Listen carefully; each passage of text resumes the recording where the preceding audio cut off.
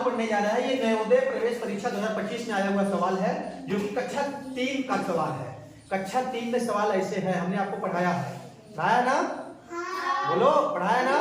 तो ये सोचो कि नवोदय प्रवेश परीक्षा में आया है, जो अभी शनिवार को हुआ था 18 जनवरी को नवोदय परीक्षा हुआ है, उसमें ये प्रश्न आया है। ठीक, उसमें यही प्रश्न पूछा था।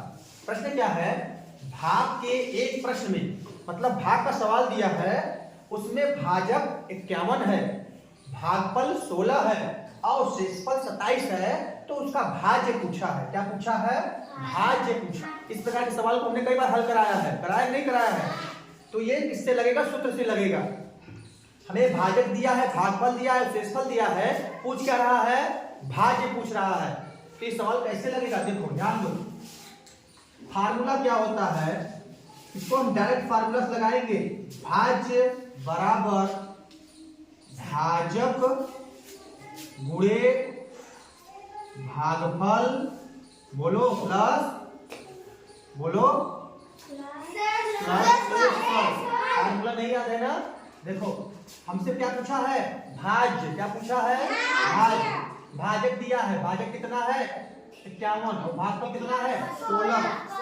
चलो यहाँ लिख लेते हैं, भाजक 51 है और भागफल हमारा 16 है, शेषफल कितना है?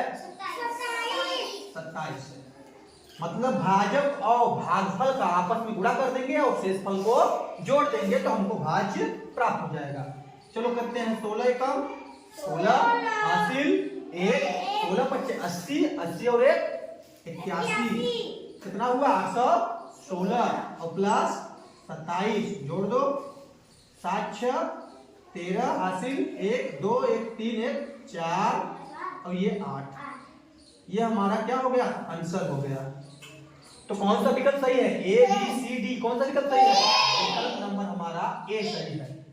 ठीक, ये 18 जनवरी को आया था नवोदय विद्यालय प्रवेश परीक्षा में 2025 वाला जो अभी हाल ही हुआ है। ठीक है, ये कक्षा 3 से सवाल आया है, भाग से संबंधित। ठीक, इसमें भाजक दिया था, भागफल दिया था और शेषफल हमसे भाज्य पूछा था। तो इस प्रकार के सवाल नवोदय परीक्षा में पूछे जाते हैं। आप लोग अभी से तैयारी शुरू कर दो। ठीक है।